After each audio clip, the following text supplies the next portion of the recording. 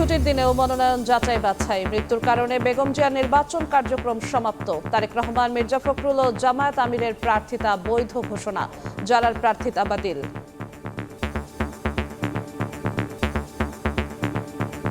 ইনশাআল্লাহ ঢাকা 17 জনগণ আমাদের নেতা দেশনায়ক তারেক রহমানকে তারা বিপুল ভোটে নির্বাচিত করবে।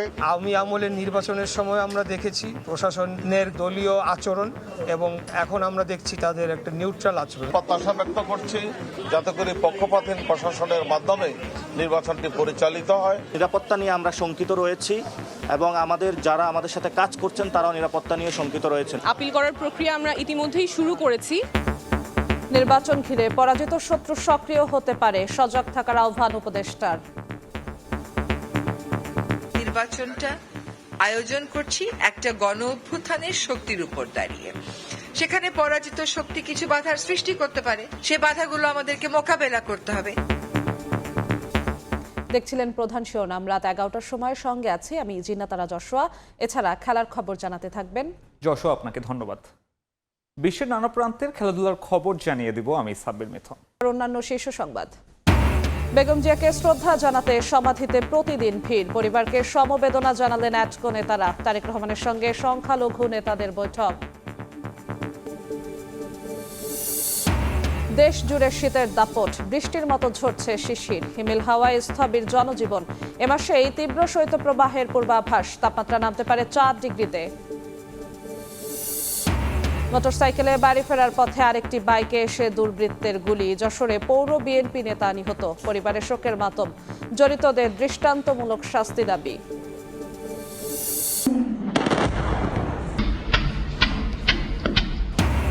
নতুন সরকার গঠন পর্যন্ত ভেনেজুয়েলা পরিচালনার ঘোষণা ট্রাম্পের। স্ত্রীসহ প্রেসিডেন্ট মাদুরোকে আটক করে নেওয়া হচ্ছে যুক্তরাষ্ট্রে, রাশিয়া সহ বিভিন্ন দেশের নিন্দা।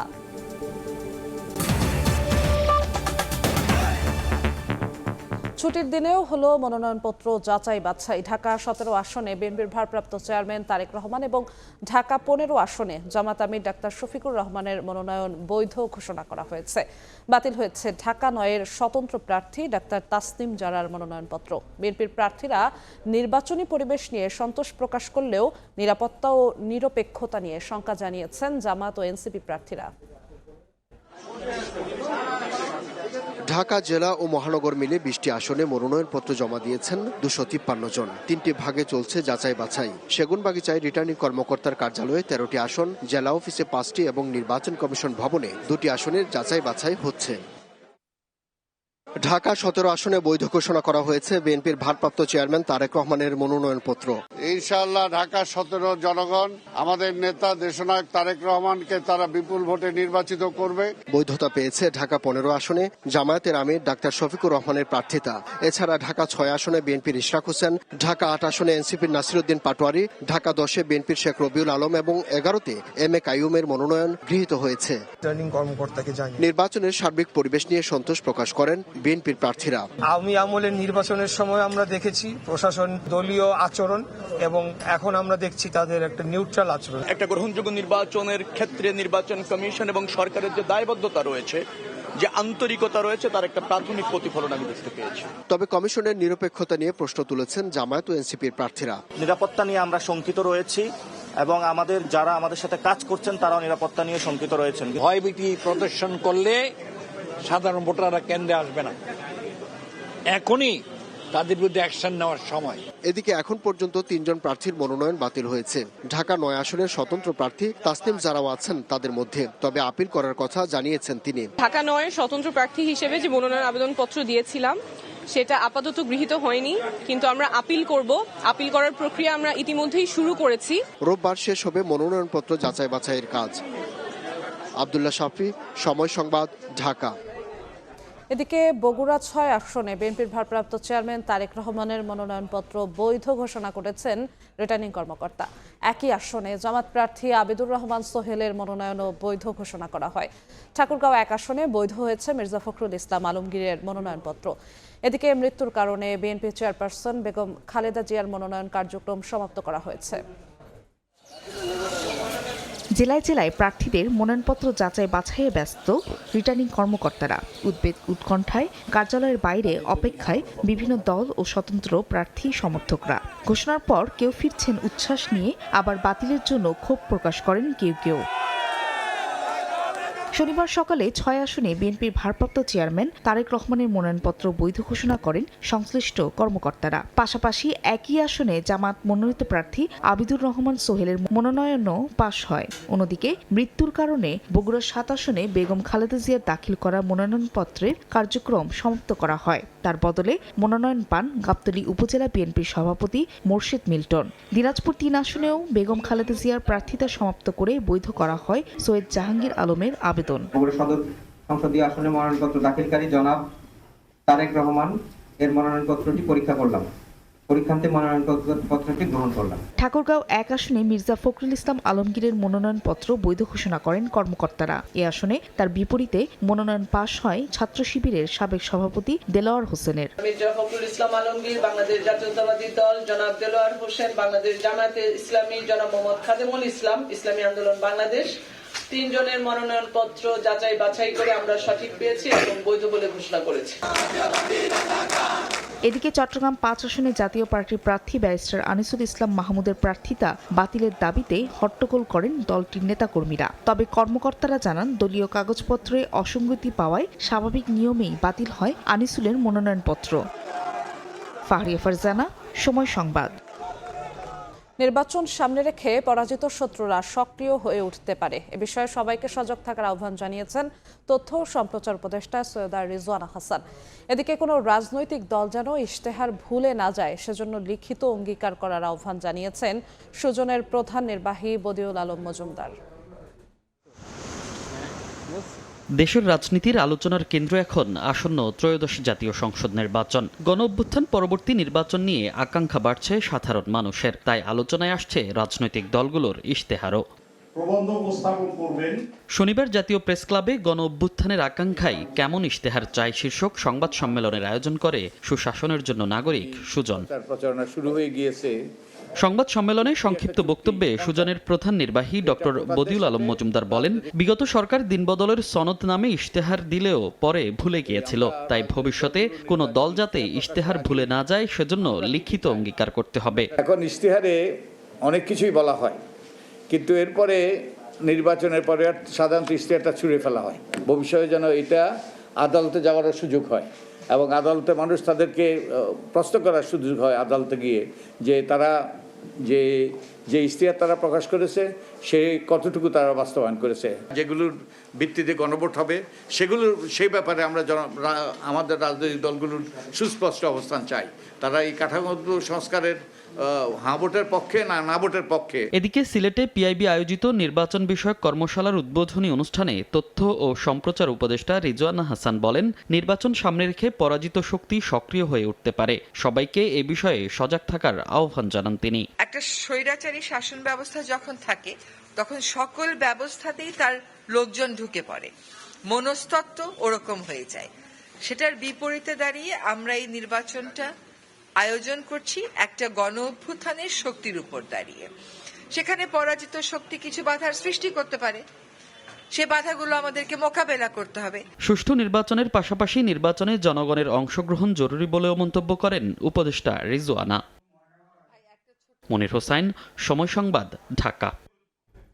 প্রয়াত বিএনপি চেয়ারপারসন বেগম জিয়ার প্রতি শ্রদ্ধা জানাতে আজও সমাধিতে দেখা গেছে মানুষের ঢল।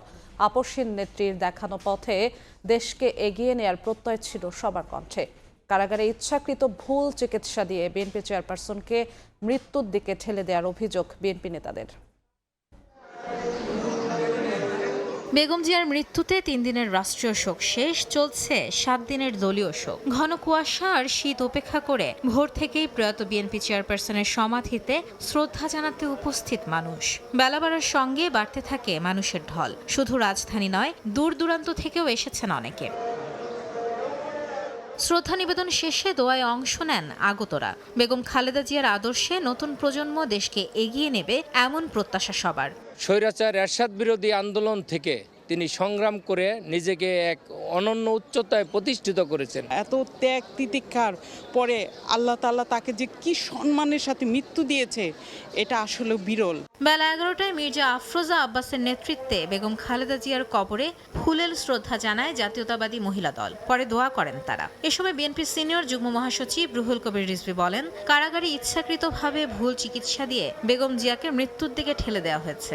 অনেক সংকট, চাপ, হুমকির মুখেও জনগণকে ছেড়ে না যাওয়ার যে দৃষ্টান্ত, সেটা দেশনেত্রী বেগম খালেদা জিয়া তিনি দেখিয়েছেন।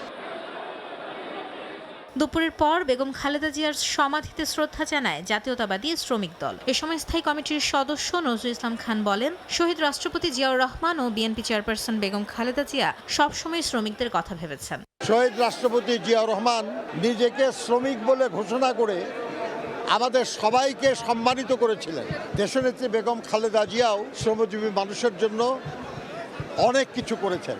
সন্ধ্যায় বেগম জিয়ার সমাধিতে শ্রদ্ধা জানায় বাংলাদেশ জাতীয়তাবাদী ছাত্রদল। শ্রদ্ধা জানানো শেষে আপসহীন নেত্রীর আদর্শকে সামনে রেখে কাজ করার অঙ্গীকার করেন তারা।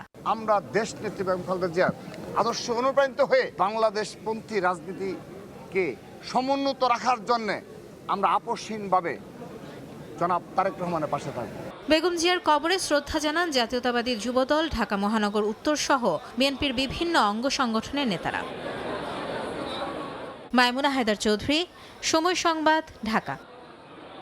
বেগম জিয়ার শোক সন্তপ্ত পরিবারের প্রতি সমবেদনা জানিয়েছেন টেলিভিশন মালিকদের সংগঠন অ্যাটকো নেতারা। এদিকে বিএনপির ভারপ্রাপ্ত চেয়ারম্যানের সঙ্গে বৈঠক করেছেন সংখ্যালঘু নেতারা। তাদের উদ্দেশ্যে তারেক রহমান বলেন, সব ধর্মের মানুষের জন্য সমান অধিকার নিশ্চিত করবে তার দল। অন্যদিকে বিএনপির ভারপ্রাপ্ত চেয়ারম্যানের নবনিযুক্ত প্রেস সচিব জানান, জবাবদিহির সরকার গঠনের জন্য পূর্ব শর্ত দায়িত্বশীল সংবাদ মাধ্যম। জনগণের পক্ষ থেকে সেটি প্রতিষ্ঠার চেষ্টা করবে বিএনপি। প্রয়াত বিএনপি চেয়ারপারসন বেগম খালেদা জিয়ার স্মৃতি বিজড়িত গুলশান কার্যালয়ে তার মৃত্যুতে চলছে শোক। শনিবার সন্ধ্যায় টেলিভিশন মালিকদের সংগঠন অ্যাটকোর 7 সদস্যের প্রতিনিধি দল আসেন বিএনপি চেয়ারপারসনের গুলশান কার্যালয়ে। এ সময় তারা শোক বইয়ে স্বাক্ষর করেন। পরে আলাপ করেন দলের মহাসচিব মির্জা ফখরুল ইসলাম আলমগীরের সঙ্গে। শোক বইয়ে স্বাক্ষর শেষে অ্যাটকোর পক্ষ থেকে জানানো হয়, কার্যালয়ে উপস্থিত বিএনপি মহাসচিবের সঙ্গে অনানুষ্ঠানিক বৈঠকে সমবেদনা জানিয়েছেন তারা। তার পরিবারের প্রতি আমাদের সমবেদনা থাকবে, সেটাও আমরা লিখেছি, এবং আগামী দিনে হয়তো আমরা একটা সুন্দর বাংলাদেশ দেখতে পাবো আমাদের রাজনীতিবিদদের নেতৃত্বে, এটা আমরা আশা প্রকাশ করি।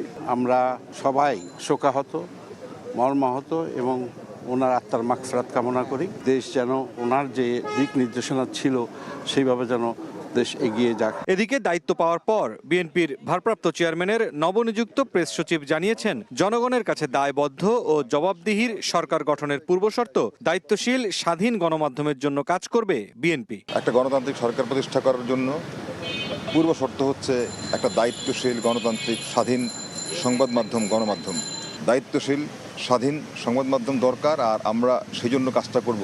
শোক জানাতে আসেন হিন্দু, বৌদ্ধ, খ্রিস্টান ঐক্য পরিষদের সদস্যরা। মতবিনিময় করেন বিএনপির ভারপ্রাপ্ত চেয়ারম্যান তারেক রহমানের সঙ্গে। আলোচনা হয় দেশব্যাপী চলা সাম্প্রদায়িক সহিংসতা নিয়ে। এ সময় বিএনপি মিডিয়া সেলের আহ্বায়ক জানান, ধর্মীয় বিভাজন নয়, বরং সব ধর্মের মানুষের জন্য সমান অধিকার নিশ্চিতের প্রতিশ্রুতি দিয়েছেন তারেক রহমান। তারা বলেছেন যে আমরা শুধু লেখার জন্য লিখবো না, যেটা লিখবো সেটা আমরা অবশ্যই বাস্তবিত করব। একটা মানবিক বাংলাদেশ, গণতান্ত্রিক বাংলাদেশ, অসাম্প্রদায়িক বাংলাদেশ প্রতিষ্ঠার জন্য তারা আমাদেরকে আশ্বস্ত করেছে। সংখ্যালঘু এবং সংখ্যাগুরু এই বিভাজনটির ভিতরে উনি যেতে চান না। উনি বাংলাদেশের সকল নাগরিক সমান অধিকারে ভোগ করে, এটাই তিনি বিশ্বাস করতে চান। এদিকে বেগম জিয়ার জন্য 3 দিনের রাষ্ট্রীয় শোক শেষ হওয়ার প্রেক্ষিতে নিজের ভেরিফাইড ফেসবুক ও এক্স অ্যাকাউন্টে প্রধান উপদেষ্টার নেতৃত্বে উপদেষ্টা পরিষদ, অন্তর্বর্তী সরকার, সরকারের সব বাহিনী এবং রাষ্ট্রের গুরুত্বপূর্ণ ব্যক্তিদের প্রতি কৃতজ্ঞতা জানিয়ে পোস্ট দিয়েছেন বিএনপির ভারপ্রাপ্ত চেয়ারম্যান তারেক রহমান। পাশাপাশি বাংলাদেশের জনগণের প্রতি জানিয়েছেন গভীর অভিবাদন। মুরসালিন হক জুনায়েদ, সময় সংবাদ, ঢাকা। তীব্র ঠান্ডা ও হিমেল হাওয়ায় স্থবির জনজীবন। বেশি বিপাকে পড়েছেন খেটে খাওয়া মানুষ। আবহাওয়া অফিস বলছে, এ মাসেই 2 থেকে 3 দফায় মাঝারি থেকে তীব্র শৈত্যপ্রবাহ হতে পারে। তাপমাত্রা নামতে পারে 4 ডিগ্রি সেলসিয়াসে। কুয়াশার চাদরে ঢাকা ভোরের সূর্য, সঙ্গে কনকনে হিমেল হাওয়ায় বাইরে বের হওয়া দায়। তীব্র শীতে বিপর্যস্ত হয়ে পড়েছে জনজীবন। সবচেয়ে বিপাকে পড়েছেন নিম্ন আয়ের খেটে খাওয়া মানুষ। রাজধানীর ছিন্নমূল মানুষেরাও আছেন চরম কষ্টে। খড়কুটো জ্বালিয়ে শীত নিবারণের চেষ্টা করছেন অনেকে। আর বছরের থেকে এবছর শীত বেশি পড়ছে। যারা ধরেন মনে করেন গরিব মানুষ আছে, যারা ফুটপাতে থাকে, আমাদের থেকে তারা অনেক কষ্টে আছে। শীতের লেগে গাড়ি গুড়ি চালাইতে পারতাছি না, লেগে আগুন ধরায় আগুন পোয়াইতাছি। এবারে অনেক শীত বলে নতুন রাস্তায় আপনার মাল পাওয়া যাচ্ছে কম দামে, আমি কিনতেছি। শীতের জন্য সকাল থেকে এখন তো বাড়ে না, আসি পুরান কাপড় কিনতে, কিন্তু যদি সুযোগ পাই বনে তাহলে নিব। আবহাওয়া অধিদপ্তর জানিয়েছে ঢাকায় শনিবার তাপমাত্রা নেমেছে 12.5 ডিগ্রি সেলসিয়াসে, যা রাজধানীতে চলতি মৌসুমের সর্বনিম্ন তাপমাত্রা। আবহাওয়া পূর্বাভাস বলছে হাড় কাঁপানো শীতের প্রকোপ থাকতে পারে সপ্তাহখানেক। বর্তমান যে অবস্থা বিরাজ করছে তাতে এই অবস্থাটা আগামী 4-5 দিন অব্যাহত থাকবে, অর্থাৎ সামান্য পরিবর্তনের মধ্যে দিয়ে এরকমই থাকবে, হয়তো কখনো কিছুটা কম কিছুটা বেশি, তবে উল্লেখযোগ্য পরিবর্তনের সম্ভাবনা আপাতত নেই। জানুয়ারিতে তাপমাত্রা 4 ডিগ্রি সেলসিয়াসে নামার পাশাপাশি মাঝারি থেকে তীব্র শৈত্যপ্রবাহের শঙ্কাও রয়েছে বলে জানিয়েছে আবহাওয়া অধিদপ্তর। শবনব নিবিড়, সময় সংবাদ, ঢাকা।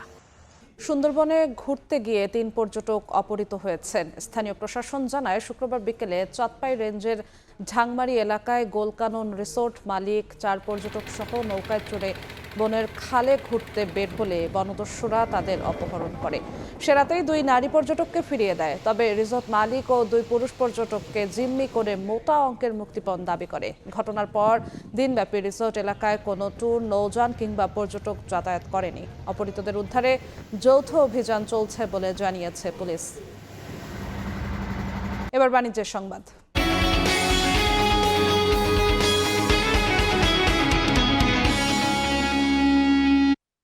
পূর্বাচলে শুরু হলো ঢাকা আন্তর্জাতিক বাণিজ্য মেলার 30তম আসর। এবার মেলায় নিষিদ্ধ ঘোষণা করা হয়েছে সিঙ্গেল ইউজ প্লাস্টিকের ব্যবহার। নির্বাচনের আগে হলেও ক্রেতার ভালো সাড়া পাওয়ায় আশা অংশ নেয়া প্রতিষ্ঠানের। এবার বর্ষপণ্য ঘোষণা করা হয়েছে পেপার ও প্যাকেজিং পণ্যকে। পূর্বাচলে শুরু হলো মাসব্যাপী ঢাকা আন্তর্জাতিক বাণিজ্য মেলার 30তম আসর। সকালে আনুষ্ঠানিকভাবে উদ্বোধন করেন বাণিজ্য উপদেষ্টা শেখ বশিরউদ্দিন। জানানো হয় এবার মেলায় 327টি স্টল প্যাভিলিয়নে প্রদর্শন করা হবে দেশি বিদেশি পণ্য। বড়দের প্রবেশ টিকিটের মূল্য ধরা হয়েছে 50 টাকা। মেলা প্রাঙ্গণে নিষিদ্ধ করা হয়েছে পলিথিন ব্যাগ সহ সিঙ্গেল ইউজ প্লাস্টিকের ব্যবহার। আন্তর্জাতিক বাজারে দেশীয় পণ্যের বাণিজ্য সম্প্রসারণই এই মেলার লক্ষ্য। এবার পেপার ও প্যাকেজিং পণ্যকে প্রোডাক্ট অব দ্য ইয়ার ঘোষণা করেন বাণিজ্য উপদেষ্টা। রপ্তানি প্রসার ও প্রণোদনামূলক কর্মকাণ্ডকে বেগবান করতে প্রতি বছর একটি পণ্যকে প্রোডাক্ট অফ দ্য ইয়ার হিসেবে ঘোষণা করা হয়। এবার পেপার এবং প্যাকেজিং প্রোডাক্টকে 2026 সালের প্রোডাক্ট অফ দ্য ইয়ার হিসেবে ঘোষণা করছি। এ সময় আমদানি রপ্তানি বাণিজ্য বাড়াতে কঠোর নীতিমালা থেকে বের হওয়ার তাগিদ দেন ব্যবসায়ীদের শীর্ষ সংগঠন এফবিসিসিআই এর প্রশাসক। আমরা আশা করব বর্তমান সরকার ট্রেড ফ্যাসিলিটেশনকে আরো বেশি গুরুত্ব দিয়ে দেখবে। আমরা ব্যবসায়ীরা চট্টগ্রাম বন্দরে এবং বিভিন্ন বিমানবন্দরে আমাদের পণ্যের উঠানামা এবং পণ্য ছাড়করণে আমরা আরো বেশি সুযোগ পাব। উদ্বোধনের পর দর্শনার্থীদের জন্য খুলে দেওয়া হয় মেলার গেট। ব্যবসায়ীদের প্রত্যাশা, মেলার ব্যবসায় প্রভাব ফেলবে না নির্বাচন কেন্দ্রিক কর্মকাণ্ড। তো সামনে একটা নির্বাচন জাতীয় একটা আছে, তো না কোনো পরিবর্তন দেখছি না। Considering whatever is going on in the country at the moment, I think এরকম একটা জিনিস মানুষকে অনেকটা শান্তি আর আনন্দ দিতে পারবে। একটা সুখ গেছে, তো ইনশাল্লাহ এটা কাটাই ইনশাল্লাহ ভালো হবে, আশাবাদী আমরা। সাবেক প্রধানমন্ত্রী ও বিএনপি চেয়ারপারসন বেগম খালেদা জিয়ার মৃত্যুতে রাষ্ট্রীয় শোক পালনের জন্য এবার মেলা 2 দিন পর শুরু হলেও আয়োজক সংস্থা এপিপি জানিয়েছে শেষ হবে 31 জানুয়ারিতেই। সাইফুল ইসলাম, সময় সংবাদ, ঢাকা। দুর্বৃত্তের গুলিতে যশোরে আলমগীর হোসেন নামে এক বিএনপি নেতা নিহত হয়েছেন। শনিবার সন্ধ্যার পর মোটরসাইকেলে করে বাড়ি ফিরছিলেন পৌর বিএনপির 7 নম্বর ওয়ার্ডের যুগ্ম সম্পাদক আলমগীর হোসেন। শঙ্করপুর ইসহাক সড়কে পৌঁছালে পেছন থেকে একটি মোটরসাইকেল এসে আরোহীরা চলন্ত অবস্থায় তাকে গুলি করে পালিয়ে যায়। স্থানীয়রা উদ্ধার করে জেনারেল হাসপাতালে নিয়ে গেলে চিকিৎসক আলমগীরকে মৃত ঘোষণা করেন।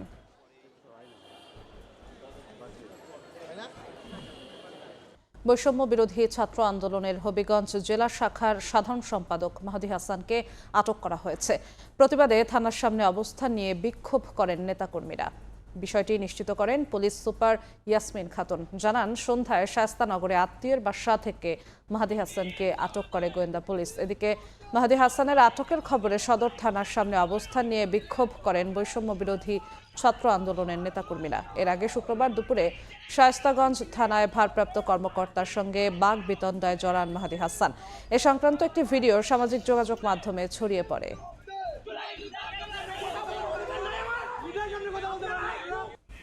দেখছেন রাত 11টার সময় দেশের বাইরের খবর। নিরাপদে ক্ষমতা হস্তান্তর হওয়া পর্যন্ত যুক্তরাষ্ট্র ভেনেজুয়েলা চালাবে বলে জানিয়েছেন মার্কিন প্রেসিডেন্ট ডোনাল্ড ট্রাম্প। এমনকি প্রয়োজনে দেশটিতে দ্বিতীয়বার বড় আকারের হামলা চালাতেও হোয়াইট হাউস পিছপা হবে না বলে হুঁশিয়ারি দেন তিনি। ভেনেজুয়েলার প্রেসিডেন্ট নিকোলাস মাদুরোকে স্ত্রীসহ আটকের পর নিউ ইয়র্কে নেওয়া হচ্ছে বলেও জানান ট্রাম্প। এর আগে রাজধানী কারাকাস সহ ভেনেজুয়েলার বিভিন্ন জায়গায় হামলার নির্দেশ দেন মার্কিন প্রেসিডেন্ট। এরপরই কারাকাস সহ আশেপাশের এলাকায় ব্যাপক বিস্ফোরণ ঘটে। মার্কিন হামলার তীব্র নিন্দা জানিয়েছে ভেনেজুয়েলা সরকার। দেশজুড়ে জারি করা হয়েছে জরুরি অবস্থা।